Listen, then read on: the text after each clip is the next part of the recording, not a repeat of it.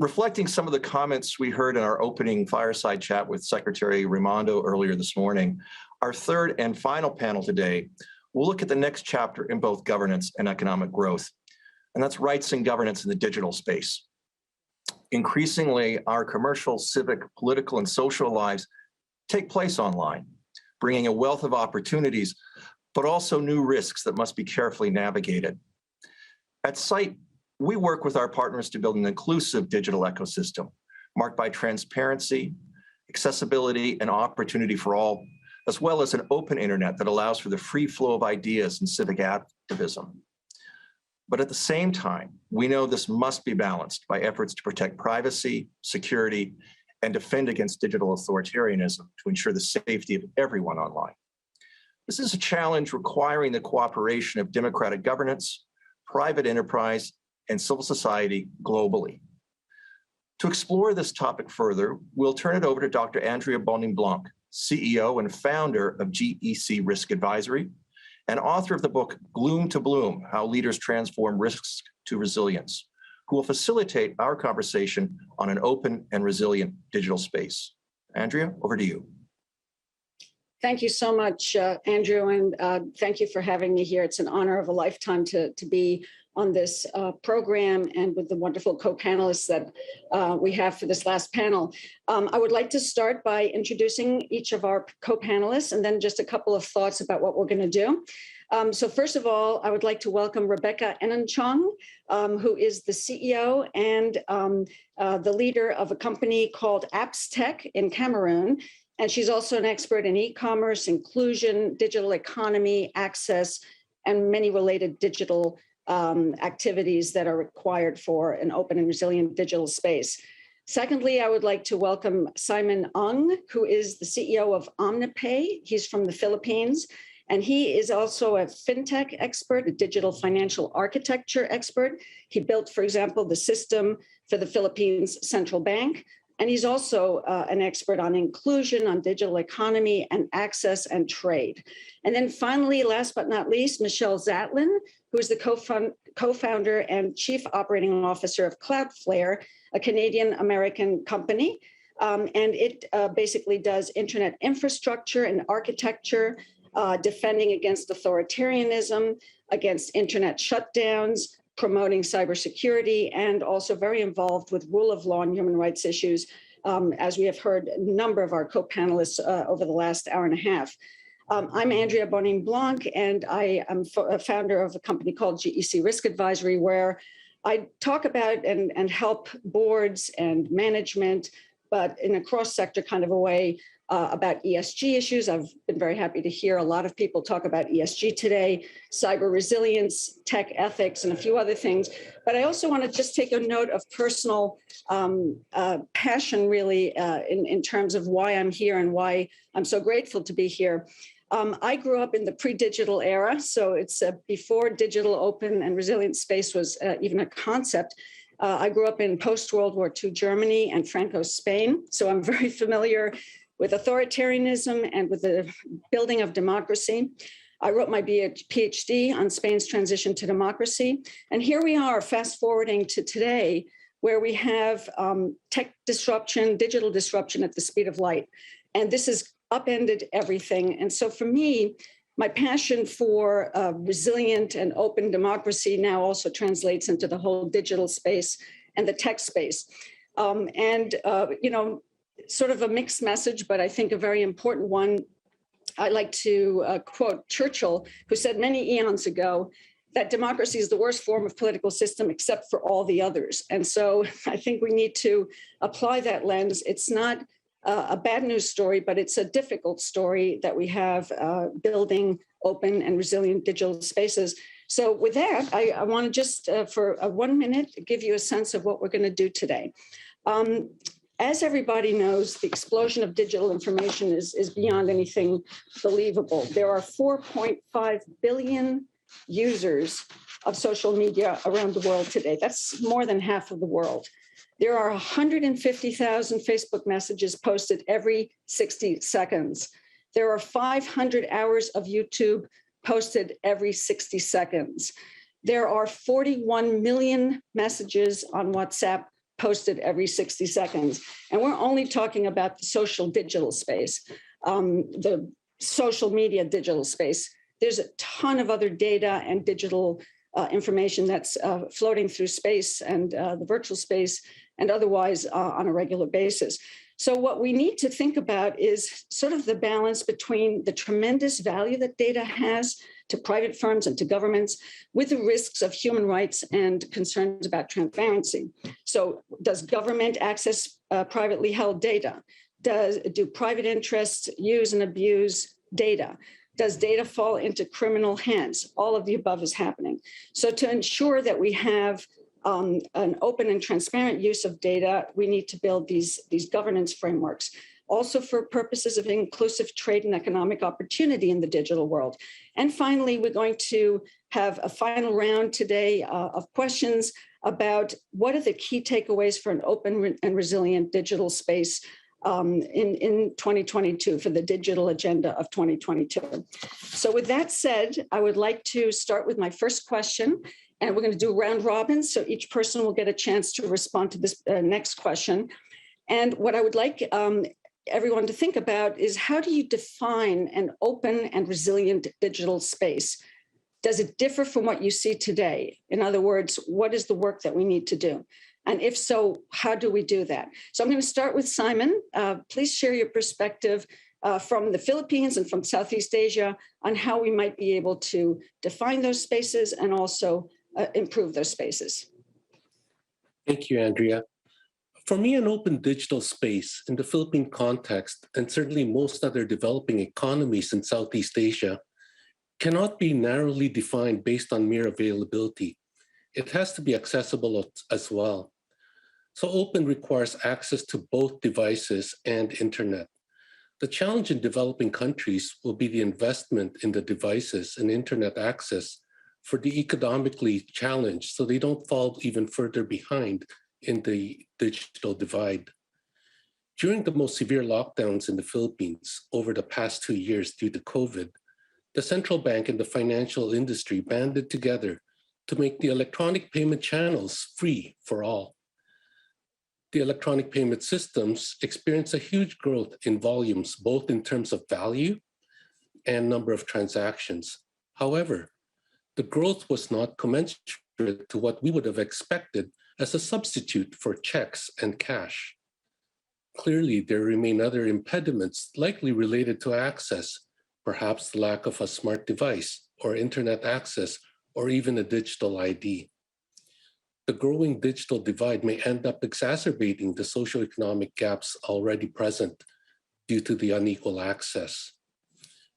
A resilient digital space, on the other hand, must be capable of continuously delivering the expected outcome in the face of adverse events or challenges. These threats run the gamut from natural disasters to cyber attacks.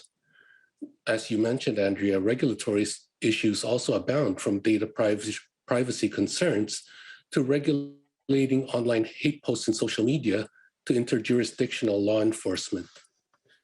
Unfortunately, much of the digital space users in Southeast Asia are particularly vulnerable due to the lack of awareness of cyber threats and the lackadaisical attitude for their personal identifying information. I've lost count of the number of times I've cringed when I see people nonchalantly giving away their personal information to help hackers guess their passwords and security questions in exchange for a cute avatar. Thank you so much. Thank you so much, Simon. Those are great insights. I'd love to get Rebecca's similar insights and perspectives from where you sit, Rebecca, in Cameroon and in West Africa and the continent in general. If you could share with us your thoughts on this question. Thank you. Yes, thank you so much for having me today. So from our perspective, I think Africa has the highest number of internet shutdowns and censorship. So it almost feels like every time there's an election or any, even Pacific demonstrations, the internet is shut down, or social media is censored.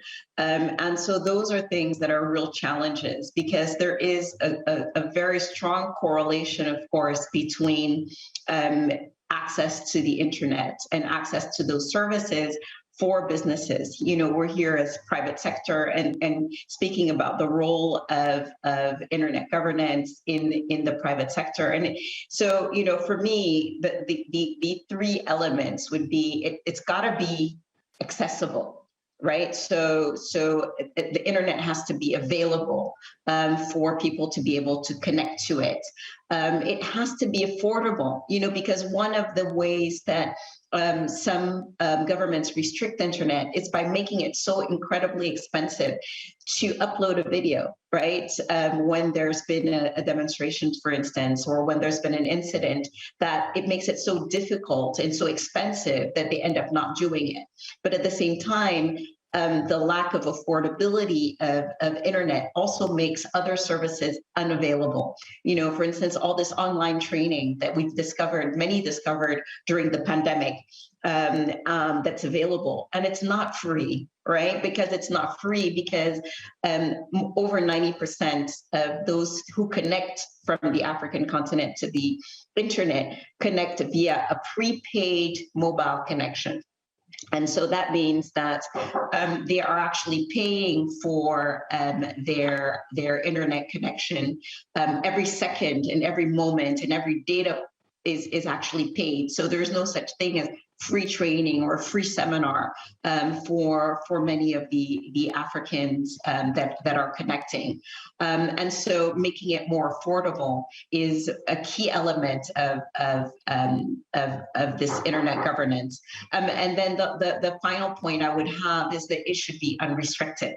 We've talked about internet censorship. You know, anytime governments shut down the internet, it has an impact not just on free speech, but it also has an impact on business. Because imagine, you know, a young startup somewhere on the continent that is looking for investors, and many investors that are coming from outside the continent. All of a sudden, that startup will be a lot more risky to invest in, simply because the country has decided at one point or another to shut down, either completely shut down the internet or shut down certain social media in order to stifle dissent. Thank you so much, Rebecca. Those were incredible insights and really speak loudly about the big obstacles that exist for people to have access and use of the internet data and information that all of us take for granted in the Northern world, in the Western world, in the developed world. Thank you, Michelle. Speaking of the developed world, you have done a lot of work on internet infrastructure, defense, cybersecurity. What would you consider to be open and resilient in the global network perspective? Yeah, thanks so much for having me. And I really agree with a lot of what Simon and Rebecca shared. And maybe I can add a few more thoughts. So if we zoom out, I would start with our team at Cloudflare, myself, my business partner. We've always long believed that the internet is one of the greatest inventions in our lifetime. It's a miracle. And just think about the pandemic. Think about if the internet didn't exist. The internet's allowed us to stay connected, continue to learn. You think about all the ways businesses are using it to deliver value to their customers and to users. The flexibility and the reliability of the internet is really almost sometimes hard to comprehend, which is why I say it's a miracle. It's just amazing that it works. And during the pandemic, we really put it to the test, just how much we all used it more on a daily basis.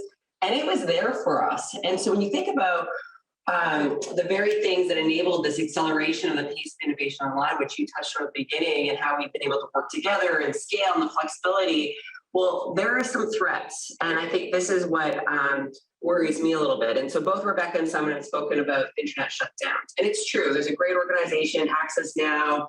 If you look at it, it's called Keep It On. In 2020, so just last year, there were internet shutdowns 155 times that impacted 29 different countries around the world. That might surprise some of the audience. That's quite a big number.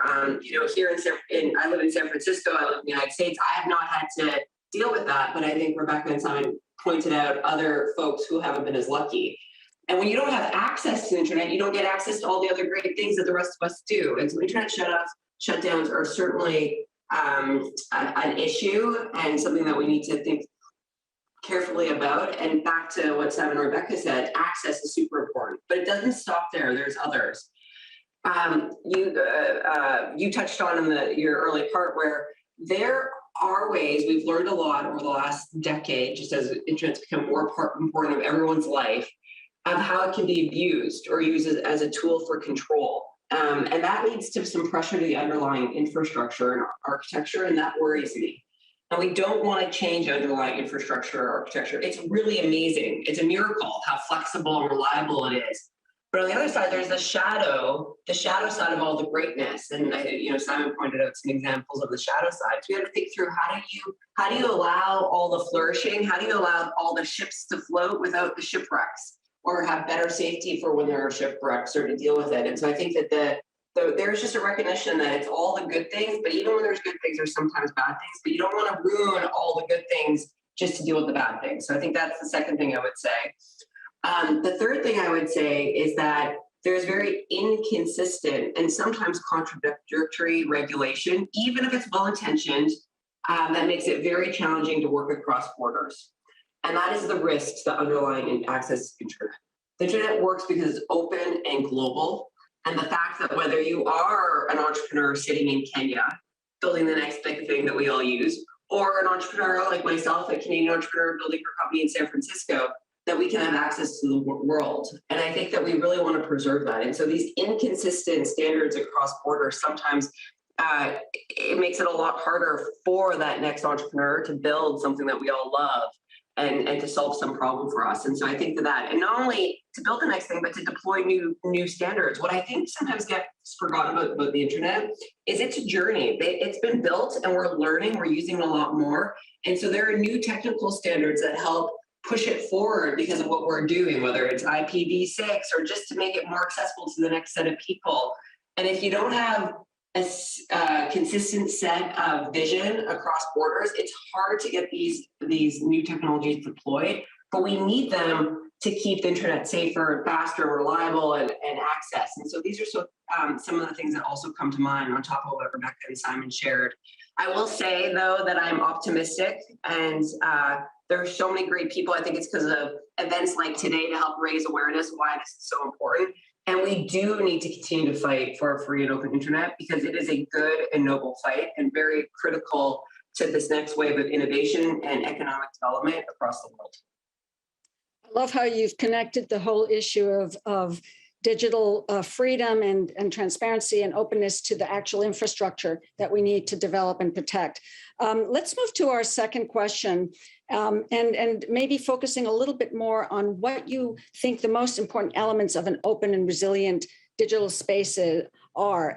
Is it, what do you expect from the government? What do you expect from business, from civil society, especially in the less democratic spaces? So thinking about what actions you would want to see at the national and international levels. I'm going to start with you again, Michelle, if you could give us some thoughts on that, and then we'll move on to Simon and Rebecca.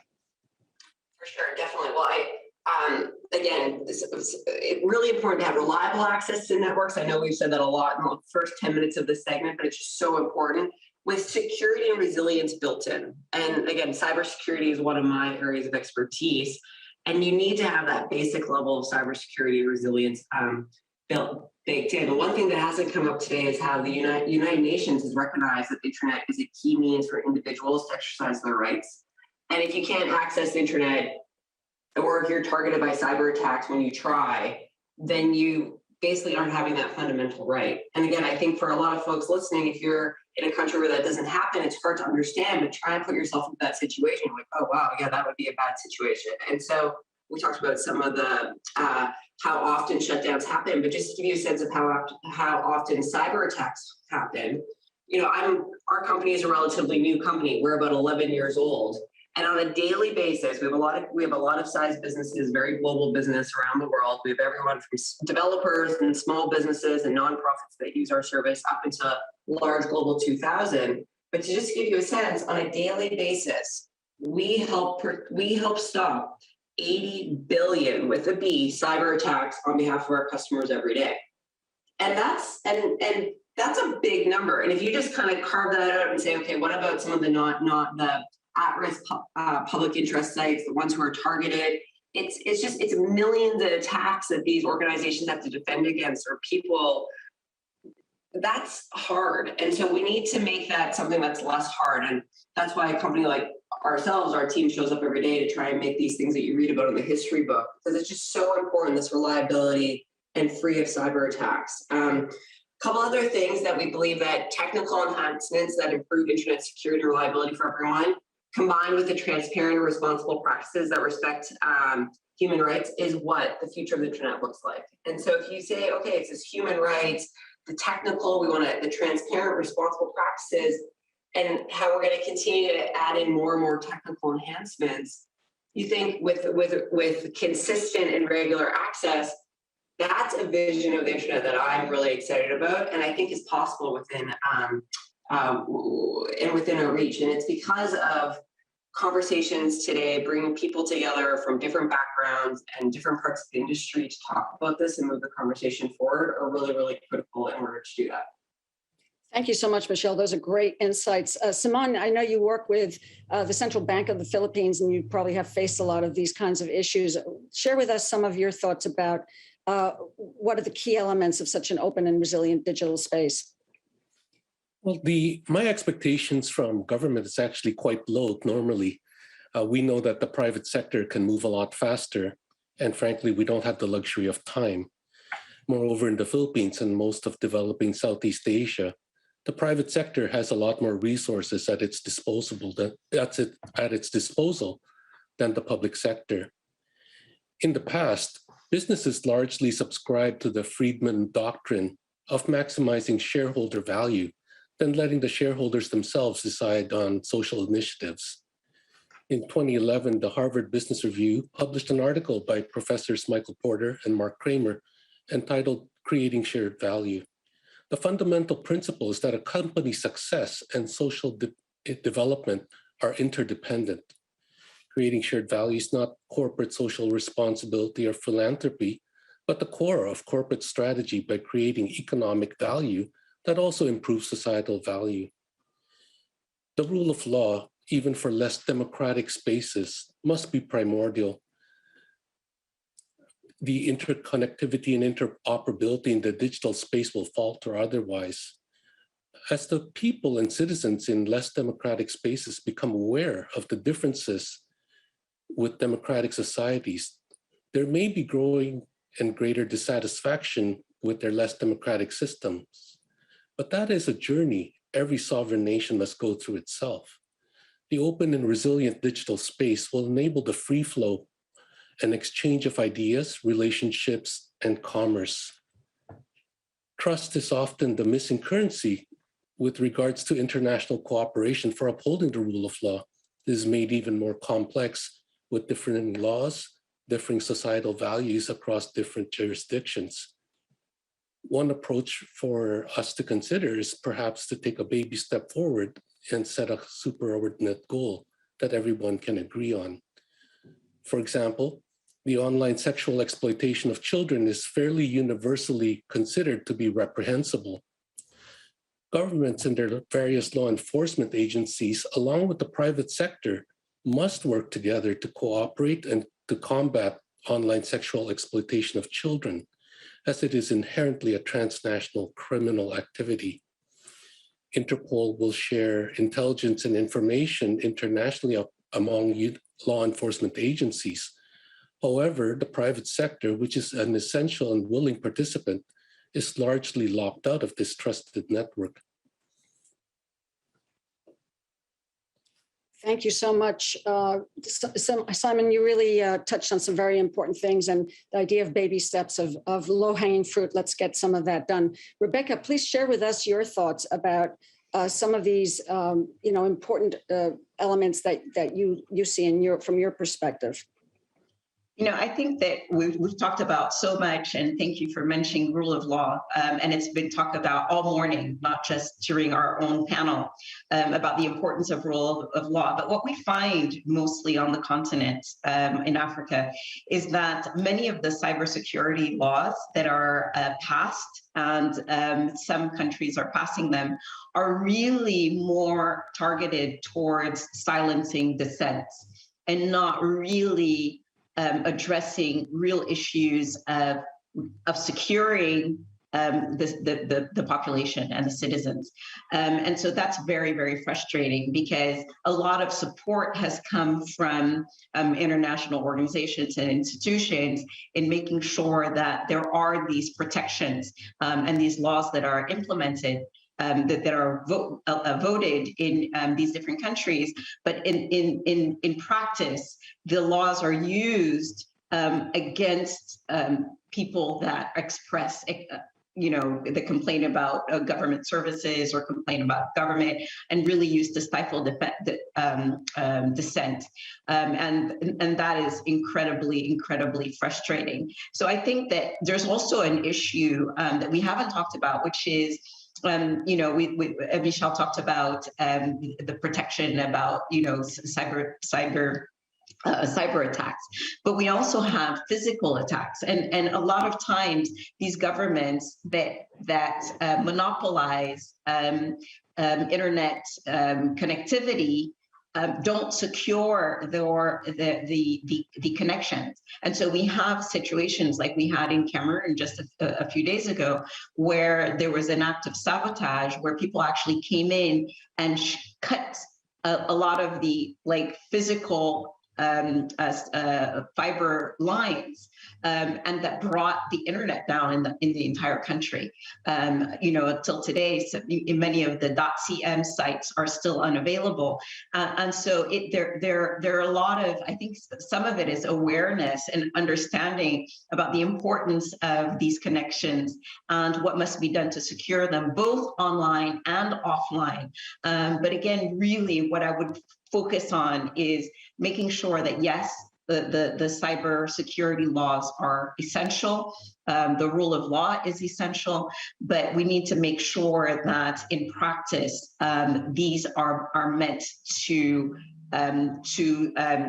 support the population and not to act against it. What you've just shared with us really just underscores so importantly that it's in the eye of the beholder. It's where you sit from that some of these things have to be looked at and analyzed and addressed. So we have less than 2 minutes left. I'm going to do a lightning round of 30 seconds or so per person. Please share with us a couple of the key asks that you have from the government and business for the upcoming 2022 year of action. I'm going to go back to you first, Rebecca, please. I would say support the export of positive technology. And I say this because we are also seeing Western technology used in order to stifle dissent. And so let's make sure that there's, we're not supporting those companies and organizations to go into certain countries and, hack into telephones. And let's try to reduce the cost of the internet and make it available to as many people as possible. Fantastic. Thank you so much. Michelle, your couple of takeaways for the year of action coming up. It's, we all have a role to play, whether you're a company or a civil society organization or media or the government. Everyone has a role to play. No, not one country or company or one organization can do it alone. So so ask yourself, what are you going to do? For example, when we see the internet shutdowns, how do we rally together against these sorts of things? And again, I think this is really important because, again, access is critical to the underlying rights of the internet. And so we all have a role to play. So everyone listening should ask, what role is my organization playing, helping to move this conversation forward in this year of action? And there's something like some unifying things like, wow, if there's internet shutdown, how can we rally together to say that's not okay, even if it's not impacting you, you personally? And I think that, again, a private and partner cooperation under the right frameworks will lead to a better and safer internet for all of us. Thank you so much, Michelle. Simon, you have the final word. Thank you, Andrea. I think Michelle and Rebecca covered most of it already. I think from a government perspective, I'd like to see a strategy of pursuing responsible competition and not containment, both domestically and internationally, to foster a level playing field for private sector. In terms of a more pragmatic ask, a global standard for digital identification will certainly facilitate a more democratic and resilient digital space. Users of the space will be more careful and take personal responsibility for their own actions, and commerce will thrive with reduced fraud costs associated with it. For Great. businesses, echoing the Secretary of Commerce, we need to show up and engage. Democracy is fragile and must be protected, yet it's the foundation for much of our societal values. Contrast this against a centrally planned economy where the relevance of the private sector is minimal. In a democracy, the role of business is outsized compared to the government. Thank you. I couldn't agree more with you. Thank you so much. I know we ran out of time. This has been an amazing panel. Thank you for your wonderful perspectives, both national and international. And I'll hand it over back to Andrew. Thank you so much for having us. Thank you. Thank you, Andrea, and our panelists for sharing their vision for an open and resilient digital future, as well as their lightning round priorities for the coming year of action. You know, I was struck by the panel's comments noting that internet shutdowns aren't just bad for democracy, they're bad for business. And we look forward to the private sector having a seat at the table for debates about digital governance, infrastructure, security, and upholding democratic values and human rights online, as well as the need for action and cooperation at a national and global level.